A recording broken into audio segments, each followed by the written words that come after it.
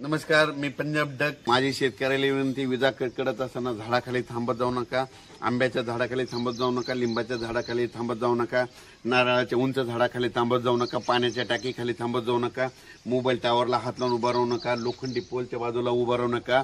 या भागावर जास्त विजा चमकत्यात आणि पडतात देखील, म्हणून माझी सगळ्याला विनंती, विजा कडकडायला लागल्या, आपला जो मजूर आहे, आपला जो कामगार आहे, त्यांना म्हणायचं सरळ घरी जा आणि स्वतःचा जीव वाचव। असं करून तुम्ही तुमचं विजेपासून संरक्षण करायचं। कालच आमच्या बाजूला डासाळा 13 किलोमीटर आहे, तिथे एक मुलगी कापूस लावत असताना विजा कडकडू लागल्या म्हणून ते झाडाखाली थांबल्याच्या नंतर त्यांच्या अंगावर वीज पडली, ती मुलगी दगावली। म्हणून माझी तुम्हाला विनंती आहे की विजा कडकडत असताना झाडाखाली थांबत जाऊ नका, वाटल्यास घर जवळ करा आणि स्वतःचा जीव। राज्यामध्ये आज 16, 17, 18 दररोज वेगवेगळ्या भागात सरी येणार आहेत, म्हणून हा अंदाज लक्षात घ्यायचा। राज्यातल्या सर्व शेतकऱ्याला सांगू इच्छितो की ज्यांच्या जमिनीमध्ये ओल आहे, तुम्ही काय करा की जमिनीत पेरणीची तयारी करा। जमिनीत 1 फूट असेल तर तुम्ही पेरणीची तयारी करू शकता, म्हणून हे अंदाज लक्षात घ्यायचा।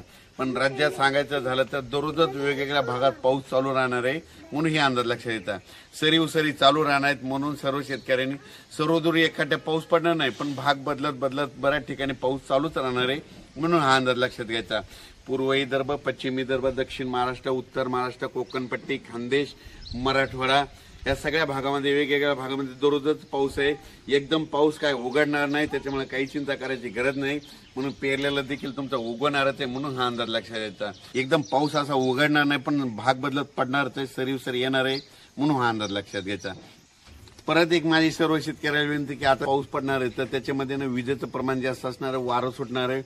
15 मे ते 30 मे दरम्यान, समजा हे वांजोळ गाव आहे, याच्या बाजूला मंठा आहे बघा, तर वांजोळ्याला पाऊस पडला 15 मे ते 30 मे दरम्यान पुनर्वसन, आणि तिकडे जर नाही पडला तर येणाऱ्या पावसाळ्यामध्ये इथं दररोज येत आहे, पण त्या गावाला जातच नाही, अशी परिस्थिती दरवर्षी होते। म्हणून तुम्ही तुमचं लक्षात घ्यायचं, 15 मे ते 30 मे दरम्यान तुमच्या बाजूच्या गावाला जास्त पाऊस पडला ना, त्या गावाला जास्तच पडणार, आणि तुमच्या गावाला कमी पडला की तुम्हाला दरवेळेस सोडून देणार, म्हणून हे लक्षात घ्यायचं। मग तुम्हाला फक्त मोजकाच पाऊस पडतो, मग तुम्हाला पाऊस कधी येणार तर तुम्हाला 20 सप्टेंबर नंतर जास्त पाऊस पडतो, भाग बदलून पाऊस आल्याच्या नंतर, म्हणून हे लक्षात घ्यायचं।